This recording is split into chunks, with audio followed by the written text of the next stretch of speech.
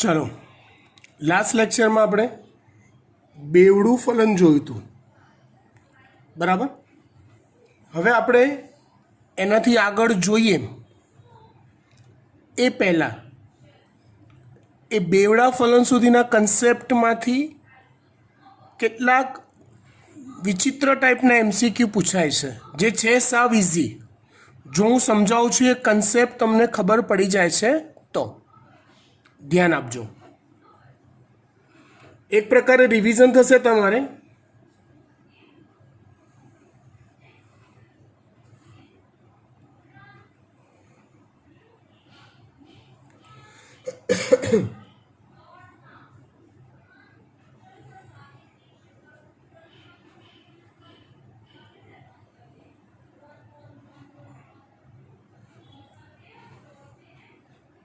आ आकृति आपने याद हशे छेल्ले આપણે ગયા લેક્ચરમાં જ જોઈ હતી।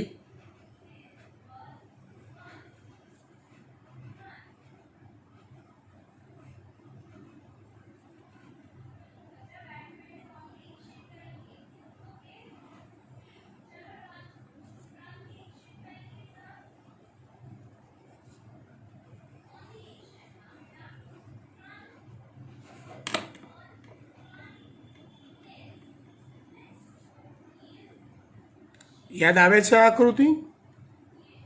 हाँ कि ना आवे छे याद? ओके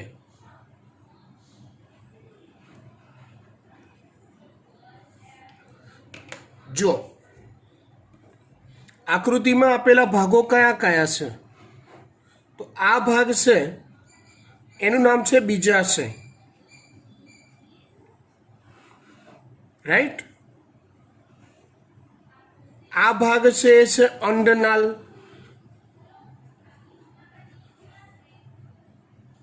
आ भाग से आ अंडक आवरण એટલે अंडक आवरण बाह्य अंत आवा बे होय, राइट। आ भाग से अंडतल अथवा बीजांडतल, आ भाग से अंड छिद्र, आ लाल कलर ना कोषो से ए छे प्रदेह, राइट। चलो अंदर एक आवो अंडकोष होय, आजुबाजू में बे सहायक कोष होय, हाँ के ना? हाँ। अंडकोष आजुबाजू में छे बन्ने सहायक कोष,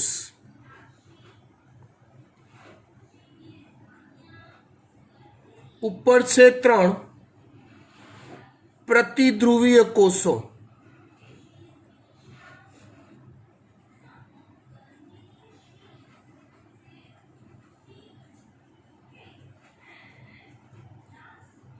અને વચ્ચે છે 2n કોષ કેન્દ્ર,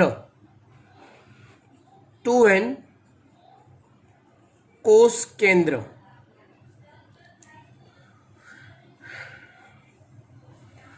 હા કે ના? ઓકે। અહીંયા તમને એ યાદ રહેવું જોઈએ કે આપેલ સ્ટ્રક્ચરમાંથી કયો કોષ કેવા પ્રકારના જનીન ધરાવે છે। રંગસૂત્ર એન ધરાવે છે કે 2n એ તમને પાક્કી ખબર પડતી હોવી જોઈએ। જો દાખલા તરીકે હું અહીંયા લખું અંડકોષ તો એ એન પ્રકારનો હોય। सहायक कोष आ याद राखवू पड़शे अने समझवू पण पड़शे, एन प्रकारनो होय। 2n कोष केंद्र 2n प्रकारनो होय नेचरल, પ્રતિધ્રુવીય કોષો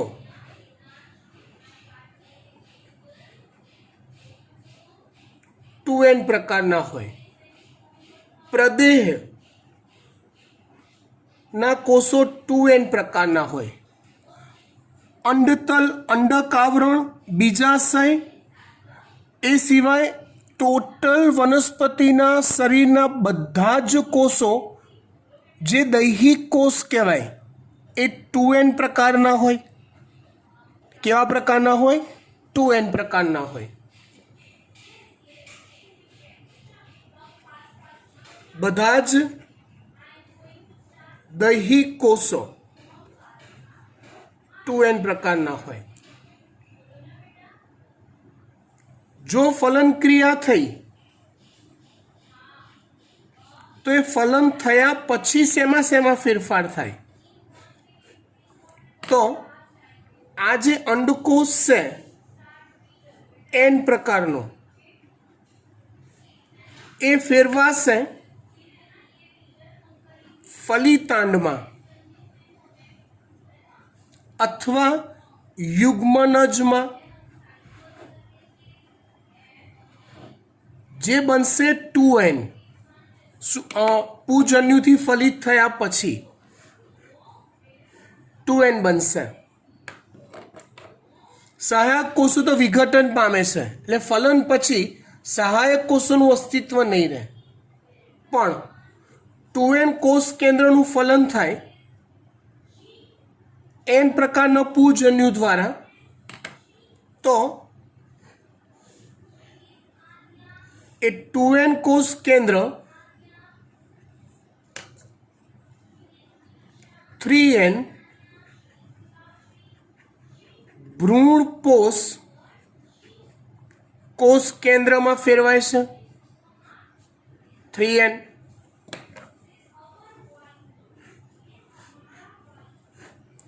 ફલન થયા પછી આટલા પ્રકારના કોષો બે જ પ્રકારના કોષોમાં ફેરફાર થાય. એટલે તમારે એ બી યાદ રાખવું પડે કે યુગ્મનજ તો 2n હોય, ભ્રૂણપોષ કોષ કેન્દ્ર તો 3n હોય.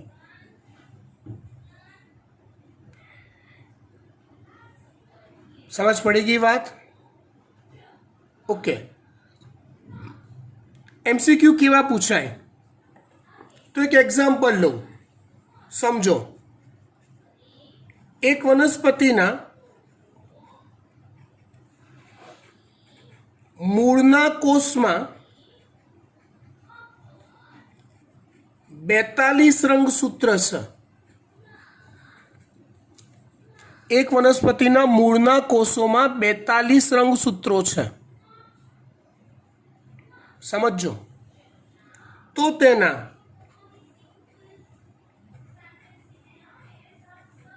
ભ્રૂણપોષ કોષ કેન્દ્રમાં અને સહાયક કોષોમાં કેટલા રંગસૂત્રો હોય? અહીંયા આપણે પ્રદેહ પણ એડ કરી દઈએ. ભ્રૂણપોષ કોષ કેન્દ્ર, સહાયક કોષો અને પ્રદેહ, આ ત્રણેય રચનામાં કેટલા રંગસૂત્રો હોય? અહીંયા મેં મૂળના કોષ કીધા, તો મૂળ, પ્રકાંડ, પર્ણ. અહીંયા એક ભૂલ થઈ ગઈ મારાથી, એક જ મિનિટ. પ્રતિધ્રુવીય કોષો n પ્રકારના હોય, 2n પ્રકારના ના હોય, n પ્રકારના હોય, સોરી. એક વનસ્પતિના મૂળના કોષ, મૂળનો કોષ એટલે દૈહિક કોષ થયો કહેવાય. તો દરેક દૈહિક કોષ 2n પ્રકારના હોય છે. એટલે મૂળના કોષોમાં 42 રંગસૂત્રો છે. એનો અર્થ એવો થાય, એક જ મિનિટ હો બેટા.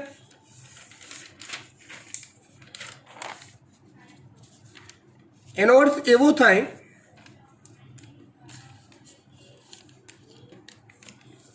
શું થાય? મૂળના કોષમાં રંગસૂત્રોની સંખ્યા 42 છે. મૂળના કોષો દૈહિક છે માટે 2n બરાબર 42 થાય, માટે 2n બરાબર શું થાય 42, માટે n બરાબર થાય 21. ડન. હવે તમને કયા કયા કોષોમાં રંગસૂત્રની સંખ્યા શોધવાનું કીધું છે? તમને કીધું છે ભ્રૂણપોષ કોષ કેન્દ્ર. તો ભ્રૂણપોષ કોષ કેન્દ્ર એ કેવું હોય? તો તમે કહેશો સાહેબ 3n હોય. તો એમાં રંગસૂત્ર કેટલા થયા? 3 × 21 થયા, એટલે 63 થાય. ખબર પડી? ચલો, સહાયક કોષમાં કેટલા રંગસૂત્રો હોય? તો સહાયક કોષમાં n રંગસૂત્રો હોય, બરાબર 21 રંગસૂત્રો હોય. પ્રદેહના કોષમાં કેટલા રંગસૂત્રો હોય? તો 2n હોય, તો 2 × 21 હોય, બરાબર 42 હોય. આ રીતે લોજિક તમારે વાપરવું પડે તમારી બુદ્ધિથી કે શું પૂછવા માગે છે. અવળું પૂછે વિચિત્ર પ્રકારનું કે ભાઈ કોઈ એક વનસ્પતિના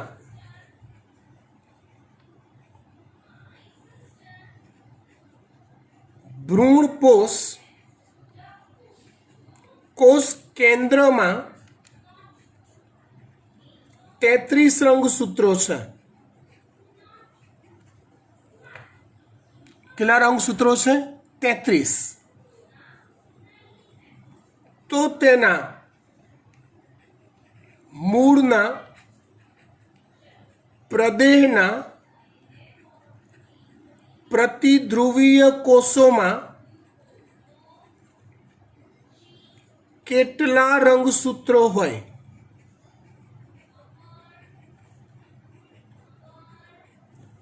આવડે? તમને ભ્રૂણપોષ કોષ કેન્દ્રમાં રંગસૂત્રોની સંખ્યા આપી દીધી છે. ભ્રૂણ પોષ, તમને જે કોષમાં રંગસૂત્રોની સંખ્યા આપી છે એ કોષને ઓળખતા આવડવો જોઈએ. એ n છે, 2n છે કે 3n પ્રકારનો છે, રાઈટ? અહીંયા ભ્રૂણપોષ કોષ કેન્દ્રનો કોષ એ 3n પ્રકારનો હોય છે. 33 રંગસૂત્ર છે, એટલે ટોટલ રંગસૂત્રો એમાં 33 છે. તો 3n બરાબર 33, માટે n બરાબર શું થઈ ગયું? તો 11 થઈ ગયું. ચલો, હવે હું મૂળના કોષમાં શોધવા જાઉં. એમાં રંગસૂત્રોની સંખ્યા જોવા જાઉં તો મને ખબર છે મૂળના કોષ 2n હોય. હા, દૈહિક કોષ છે એટલે બરાબર 2 × n બરાબર 11 શોધી કાઢ્યું તો બરાબર 22 આવે. પ્રદેહના કોષો પણ 2n હોય છે.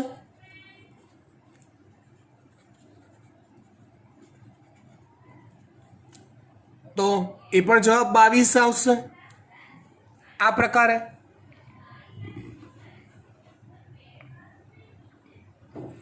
સમજી ગયા? આવડે? ડન. હવે આપણે ચેપ્ટરની થિયરીમાં આગળ વધીએ.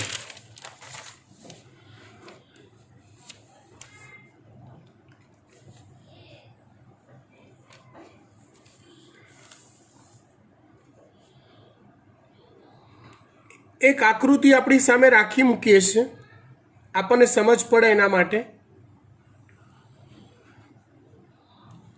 મેં કીધું હતું આ આકૃતિ તમારે આગળની દરેક થિયરીમાં કામ લાગશે, એટલે ધ્યાનથી સમજવી પડશે આ આકૃતિને.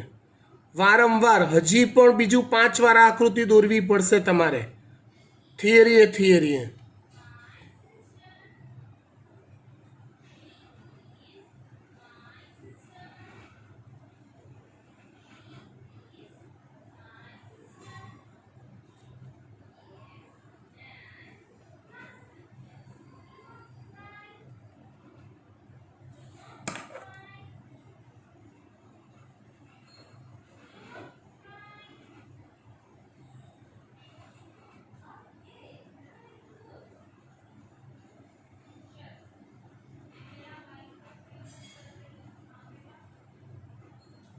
અહીંયા કયા ભાગનું શું નામ છે એ ફરી પાછું આપણે રિપીટ કરતા નથી, તમને મારા કરતાં પાક્કું આવડે છે. ભ્રૂણપૂટની અંદર અહીંયા અંડકોષ હતો જેનું ફલન થઈ અત્યારે એમાંથી યુગ્મનજ અથવા ફલિતાંડ બની ગયું છે 2n. અહીંયા ઉપર 2n કોષ કેન્દ્રમાંથી 3n ભ્રૂણ કોષ કેન્દ્ર બની ગયું છે અને ઉપર આ પ્રતિધ્રુવીય કોષો છે n પ્રકારના. હવે વાત કરીએ આપણે કેપ્સેલા પ્રકારનો. કયા પ્રકારનો? કેપ્સેલા પ્રકારનો ભ્રૂણ વિકાસ.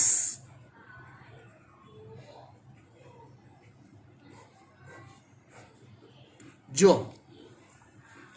જ્યારે જ્યારે ફલન ક્રિયા થાય લિંગી પ્રજનનમાં જ્યારે જ્યારે ફલન ક્રિયા થાય ફલિતાંડ બને એટલે ફલિતાંડમાંથી ભ્રૂણ વિકાસ થાય. એટલે અહીંયા આ ફલિતાંડ કે યુગ્મનજમાંથી આમાંથી ભ્રૂણ વિકાસ થશે આમાંથી. અને ઉપર આ જે ભ્રૂણપોષ કોષ કેન્દ્ર છે એમાંથી ભ્રૂણ પોષનો વિકાસ થાય. આમાંથી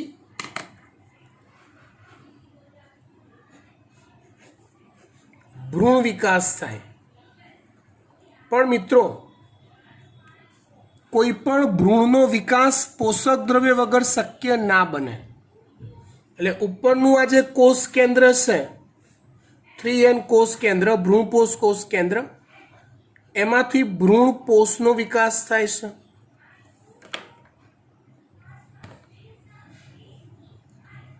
આ રીતે હવે બંનેની પ્રક્રિયા એક સાથે ચાલુ થાય. આ વાત છે ફલન ક્રિયા થયા પછી. આપણે હિન્દી પિક્ચર જેવું કરીએ. ફલન ક્રિયા થઈ ગઈ પછી સીધો પિક્ચરનો એન્ડ કહી દઉં. ફલન ક્રિયા થઈ ગઈ ને પછી અંડક આખે આખું બીજમાં પરિણમે છે, પિક્ચરનો એન્ડ. અને બીજાશય આખે આખું ફળમાં પરિણમે છે. એનું આ જે દિવાલ છે એ ફળમાં પરિણમશે અને અંડક છે એ બીજમાં પરિણમશે, પિક્ચરનો એન્ડ. શરૂઆત કરી આપણે કહીએ ફલન થઈ, હા. એન્ડ લાયા તો કે ફલન પછી અંડક બીજમાં પરિણમે ને બીજાશય ફળમાં પરિણમે. તો હવે વચ્ચેના ગાળામાં શું થયું એ આપણે જોઈએ. તો ફલન થયા પછી યુગ્મનજમાંથી ભ્રૂણ વિકાસ થાય અને 3n ભ્રૂણપોષ કોષ કેન્દ્રમાંથી ભ્રૂણપોષનો વિકાસ થાય. આવૃત બીજધારી વનસ્પતિમાં, કઈ વનસ્પતિ મેં કીધી? આવૃત બીજધારી વનસ્પતિમાં યુગ્મનજમાંથી થતો ભ્રૂણ વિકાસ એક વિશિષ્ટ પ્રકારનો હોય છે જેને કેપ્સેલા પ્રકારનો કહેવાય છે. એટલે આ ભ્રૂણ વિકાસ આવૃત બીજધારીમાં થતો ભ્રૂણ વિકાસ કહેવાય છે. જોઈએ આ ભ્રૂણ વિકાસમાં શું થાય છે, ધ્યાન આપજો. તો સૌથી પહેલા આ છે યુગ્મનજ.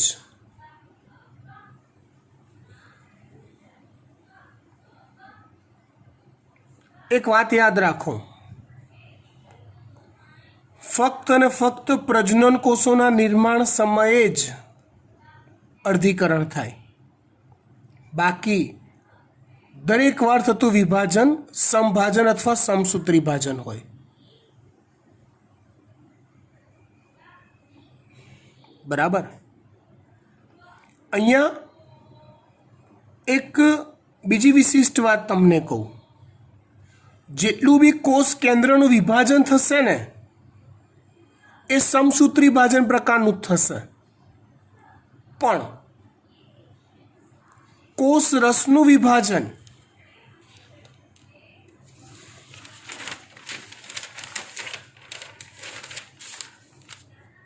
નોંધ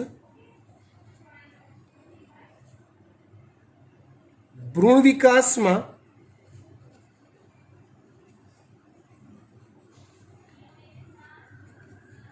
કોષ કેન્દ્રનું વિભાજન સમસૂત્રી ભાજન પ્રકારનું થશે. આ સમજવું પડશે. એટલે 2n 2n 2n 2n કોષ કેન્દ્રો જ બનતા જશે, પરંતુ કોષ રસ વિભાજન છે એ બે પ્રકારનું થશે.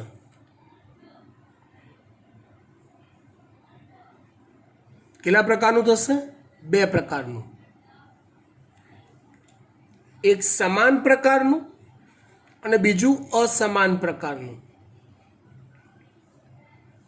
જો બેટા આ જે ફરક છે ને એનાથી શું થાય તો કે સમાન પ્રકારનું વિભાજન થાય તો રચાતા બંને કોષો સમાન કદના રચાય.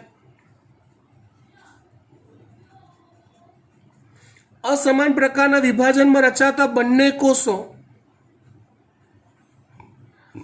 અસમાન પ્રકારના રચાય. એક કોષ કદમાં મોટો બને, બીજો કોષ કદમાં નાનો બને. બીજું, અહીંયા જે વિભાજન થાય છે એ બે તલમાં થાય છે. મતલબ કે ધારો કે આ કોષ છે કોઈ એક, હું આનું આયામ વિભાજન કરું, ઊભું, આયામ એટલે ઊભું, તો આ સ્થિતિ રચાશે. કોષ કેન્દ્ર વિભાજન તો સમસૂત્રી ભાજન પ્રકારનું થવાનું, અને પછી આમ કોષરસ વિભાજન થશે ઊભા અક્ષ, અને આ રીતે બે કોષો બનશે આમ. અને જો કોષનું અનુપ્રસ્થ વિભાજન થશે આડું, આડા તલે, તો આવું થશે. આ કોષ કેન્દ્ર વિભાજન, કોષરસ વિભાજન આ રીતે, એટલે આમ કોષો બનશે. મેં અહીંયા શું કર્યું ખબર છે? આયામ વિભાજનમાં સમાન કદના કોષો બનાયા અને અનુપ્રસ્થમાં અસમાન કદના બનાયા. ખબર પડી ગઈ વાત તમને? એટલે બંને ટેકનિક તમને એક સાથે આપી દીધી. આયામ વિભાજન, અનુપ્રસ્થ. જો સમાન પ્રકારનું હોય તો બરાબર વચ્ચેથી ભાગ પડે, કોષરસ વિભાજન થાય, ને અસમાન પ્રકારનું હોય તો સહેજ ઉપર નીચેથી થાય. ડન?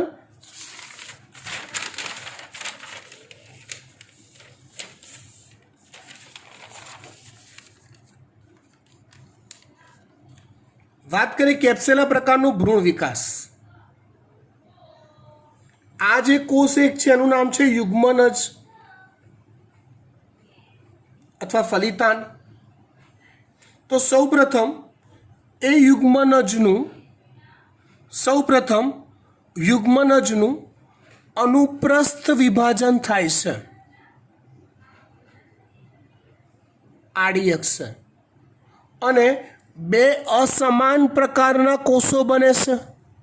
મતલબ કે આ યુગ્મનજ છે તો કોષ કેન્દ્ર વિભાજન થયા પછી આ રીતનું વિભાજન થાય છે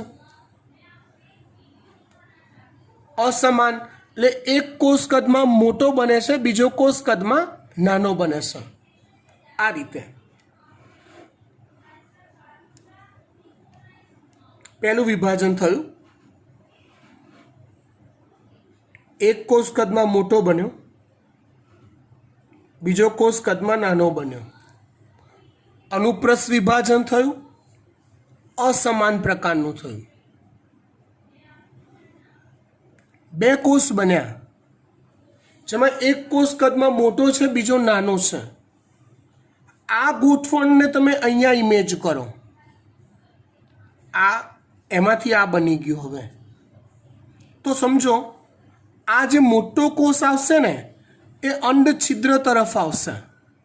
મોટો કોષ અંડ છિદ્ર તરફ આવશે અને નાનો કોષ એ આ તરફ એટલે કે અંડ તલ તરફ આવશે.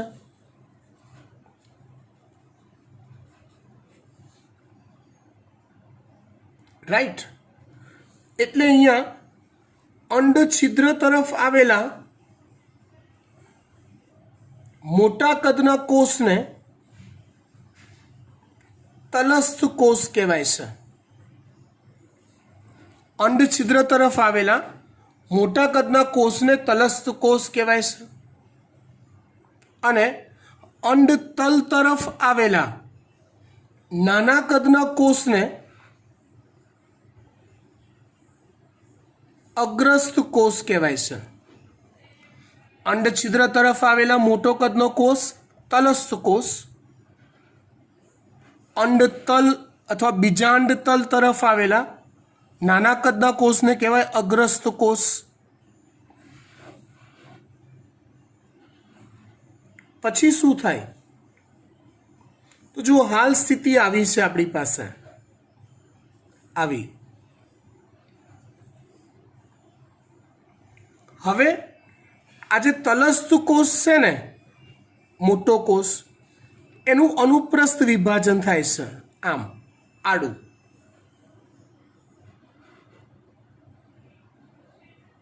અને અગ્રસ્થ કોષનું આયામ વિભાજન થાય છે ઊભું. ટોટલ 4 કોષો બન્યા કંઈક આ રીતના.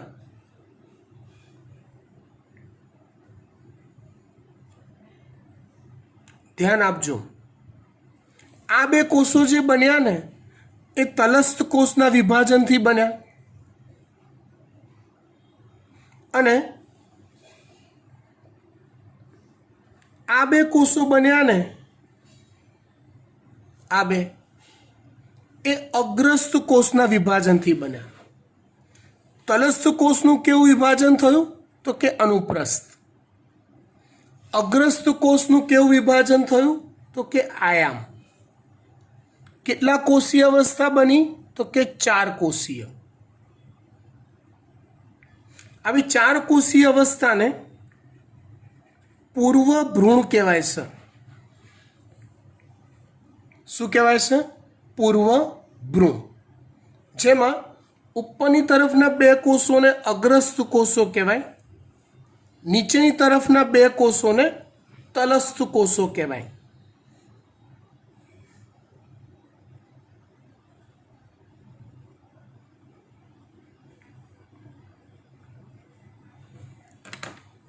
પણ એક્ઝેક્ટ ઉલ્લેખ કેવી રીતે કરાય તો આવી 4 કોષીય અવસ્થા માટે એવું કહેવાય,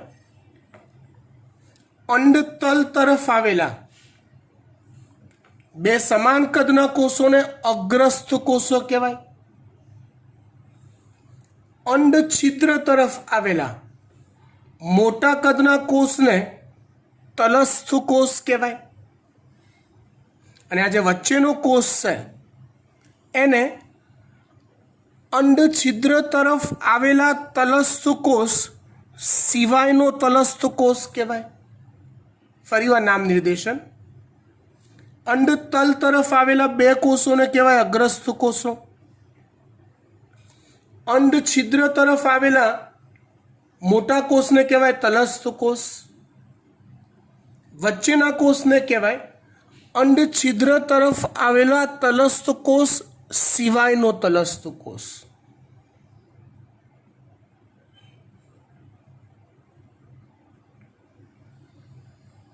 ફરીવાર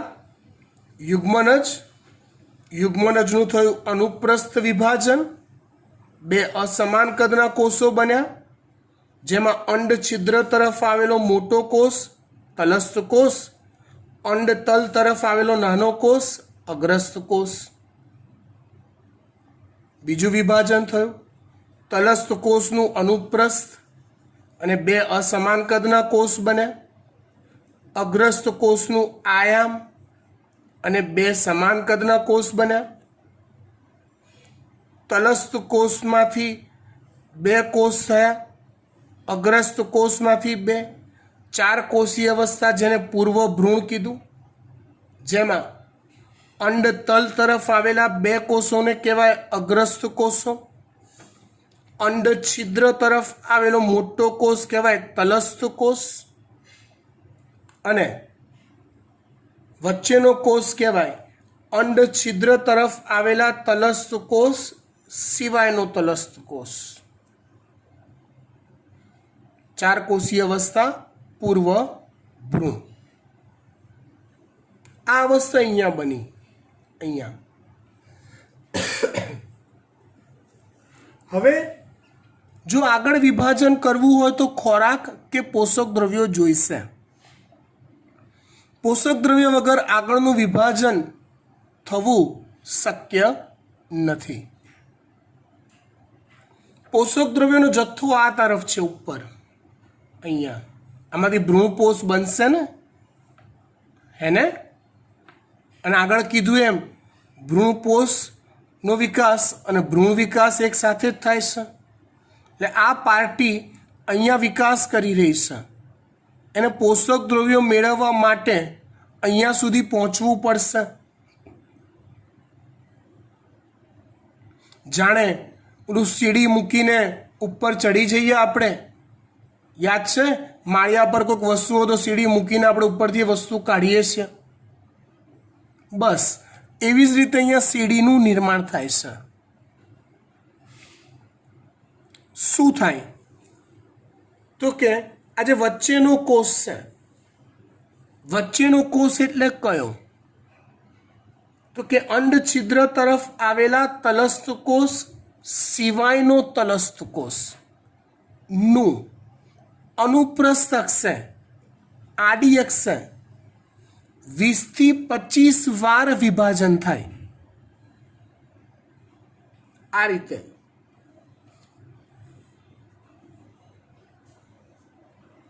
આ તલસ્થ કોષ છે મોટાવાળો, અને આ જે અંડ છિદ્ર તરફના તલસ્થ કોષ સિવાયના તલસ્થ કોષનું 20 થી 25 વાર વિભાજન થાય.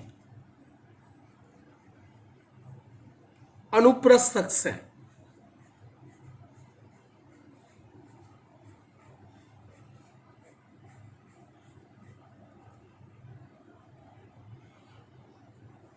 પરિણામે આવો એક લાંબો દંડ બને, જે દંડને કહેવાય છે નિલંબ. શું કહેવાય એ દંડને? નિલંબ. આ છે આપણો તલસ્થ કોષ.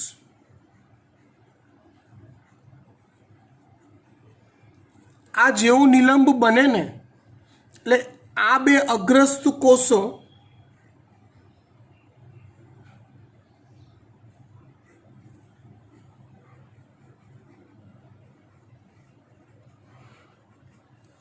ભ્રૂણપોષ કોષ કેન્દ્ર સુધી પહોંચી જાય છે.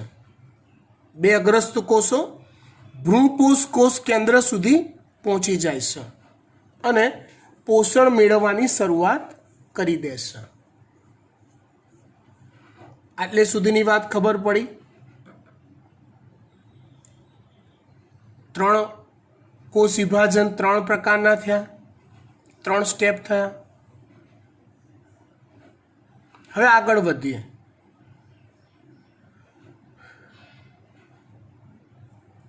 બે અગ્રસ્ત કોષો જે ભ્રૂણપોષ સુધી પહોંચી ગયા. એક વાત યાદ રાખો,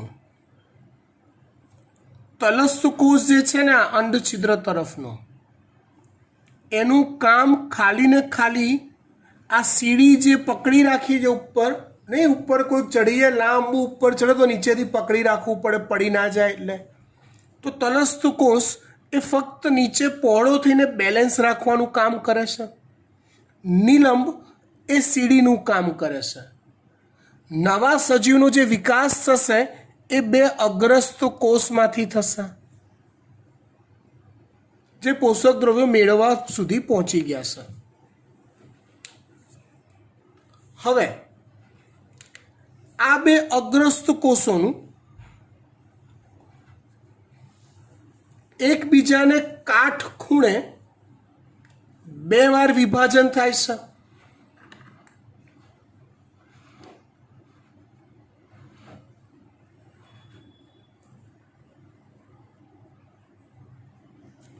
એટલે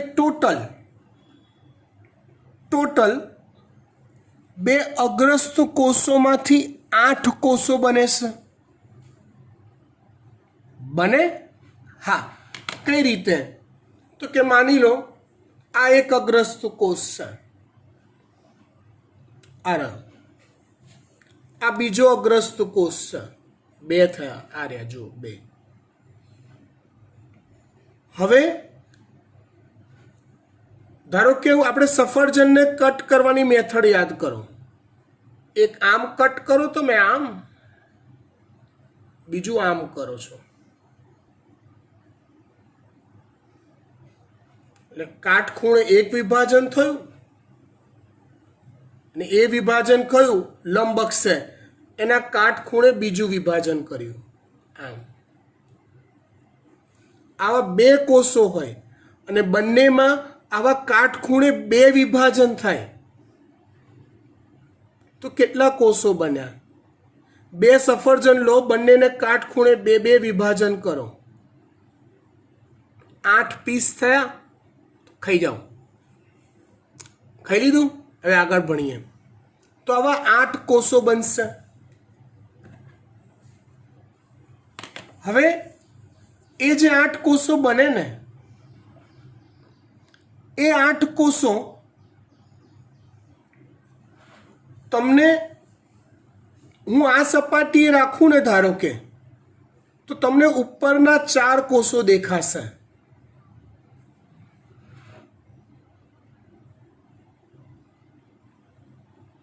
મતલબ આ 1 2 3 4 સફરજન ધારો 4 પીસ કરેલા, 1 2 3 4 આ રીતે. પણ જો હું આને આ એંગલથી જોઉં છું આમ, તો મને ખાલી 4 જ પીસ દેખાશે, 8 દેખાશે નહીં. વાત સમજજો બરાબર. આ એંગલથી મેં કટ કર્યા હતા, આમ આમ, તો મને 8 પીસ દેખાશે, પણ આમ જોઈશ તો નહીં દેખાય, 4 જ દેખાશે. બીજા 4 ઓલી બાજુ ઢંકાઈ જશે. ચલો, આવા 8 થયા. ઓકે. હવે એ 8નું પરિઘીય વિભાજન થાય. ફરીવાર કેવું વિભાજન થાય? પરિઘીય. મતલબ કે પરિઘ તરફથી ચાલુ થઈ કેન્દ્ર તરફ આ પ્રકારે. ફરીવાર પરિઘીય વિભાજન એટલે આમ થાય, આમ. પરિઘથી ચાલુ થાય ટુકડા થવાનું, તો આમ આમ આમ આમ આમ આમ આમ ધીમે ધીમે અંદરની તરફ ટુકડા વધતા જાય. આમ એક પ્રકારનું અનુપ્રસ્થ વિભાજન ધારો, પણ અનુપ્રસ્થ આ અક્ષે થાય. પરિઘીય બહારથી કેન્દ્ર તરફ થાય, આમ બહારથી કેન્દ્ર તરફ થાય પરિઘીય. ઇન શોર્ટ, એ વિભાજનથી દરેક કોષના 2 ટુકડા થઈ જશે. ઓલા આ 2 અને 2 4 હતા, પાછો પરિઘીય વિભાજન કરો તો 8, અને આવા 2 કોષો હોય તો બંનેના કાટખૂણે વિભાજનથી થયા હોય 8, અને પરિઘીય વિભાજન થાય તો બને 16 કોષો. પરિઘીય વિભાજન થાય તો બને 16 કોષો. ના ખબર પડે તો ઘરે 2 સફરજન લઈ લો, બંને સફરજનનું કાટખૂણે વિભાજન કરો, આમ અને આમ, કેટલા કોષ થયા? તો 8, આટલે સુધી ખબર પડી. પછી દરેકને આમ આડું કાપો, આપણે ઘરે કાપીશું, અનુપ્રસ્થ કાપીશું આમ, તો દરેક ટુકડો 2 પીસમાં વહેંચાઈ જશે. એટલે ટોટલ કેટલા કોષ થશે? તો કે 16 કોષ થશે.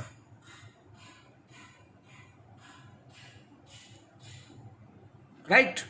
ઓકે.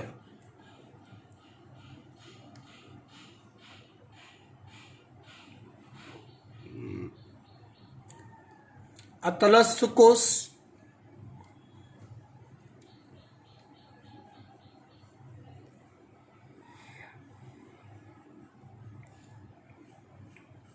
આ બની ગયું નિલંબ,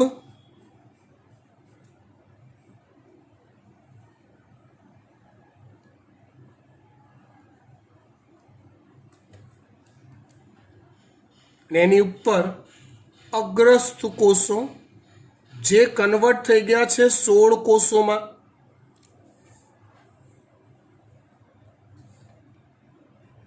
કેટલા કોષોમાં કન્વર્ટ થઈ ગયા છે? 16.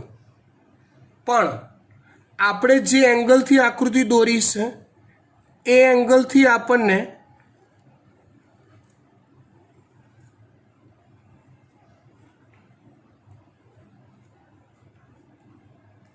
આવા 8 કોષ જ દેખાશે.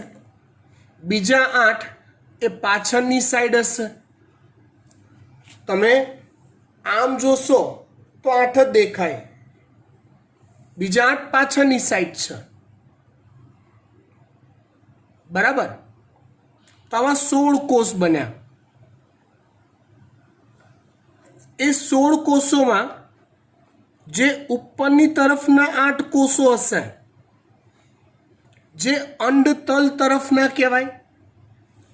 આખી રચના અહીંયા ગોઠવી દો તો ઉપરની તરફના 8 કોષો કઈ તરફના કહેવાય? અંડતલ તરફના. તો એને કહેવાય છે અંડતલીય અથવા બીજાંડતલીય અષ્ટક. એમાં નીચેની તરફના જે 8 કોષો બને એને કહેવાય છે અંડછિદ્રીય અષ્ટક. ઉપરની તરફના 8 કોષો અંડતલીય અષ્ટક, નીચેની તરફના 8 કોષો અંડછિદ્રીય અષ્ટક. ને એના સંપર્કમાં રહેલો નિલંબનો પહેલો કોષ, આ કોષ કે જે અંડછિદ્રીય અષ્ટકના સંપર્કમાં હોય એને કહેવાય છે અધોવર્ધ કોષ. કયો કોષ કહેવાય છે એને? અધોવર્ધ કોષ કહેવાય છે. નવો વાનસ્પતિક દેહ આ 17 કોષોમાંથી બને. 17 એટલે અગ્રીય અષ્ટક અથવા અંડતલીય અષ્ટક 8 કોષો, અંડછિદ્રીય અષ્ટક 8 કોષો અને અધોવર્ધ કોષ 1 કોષ. આ 17 કોષોમાંથી નવા વાનસ્પતિક દેહનું સર્જન થાય છે. કયા ભાગમાંથી શું બને? કયા ભાગમાંથી શું બને? તો જુઓ,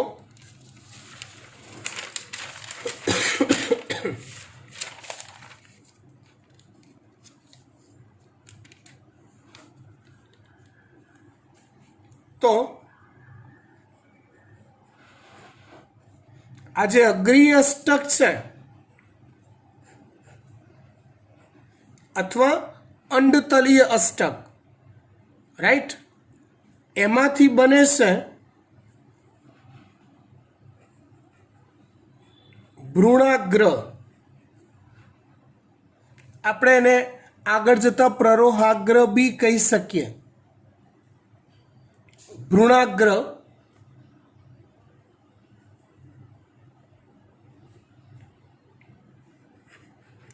ઉપરાક્ષ અને બીજપત્રો. અંડછિદ્રીય અષ્ટકમાંથી બને છે અધ્રાક્ષ અને મૂળનો મજ્જા પ્રદેશ અથવા મધ્યરંભ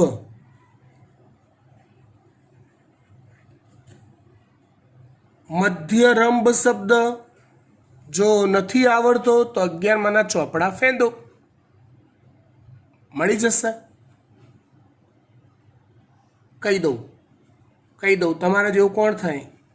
મૂળની જલવાહક પેશી, અન્વાહક પેશી, પરિચક્ર, આ બધું મધ્યરંભ કહેવાય.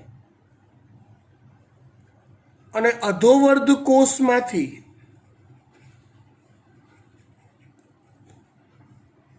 મૂળનો પરિઘીય ભાગ સર્જાય છે. મૂળનો પરિઘીય ભાગ એટલે બાહ્યક, મૂલાધિસ્તર, મૂળ રોમ વગેરે વગેરે. આ છે કેપ્સેલા પ્રકારનો ભ્રૂણ વિકાસ. થિયરી થોડી કોમ્પ્લિકેટેડ છે.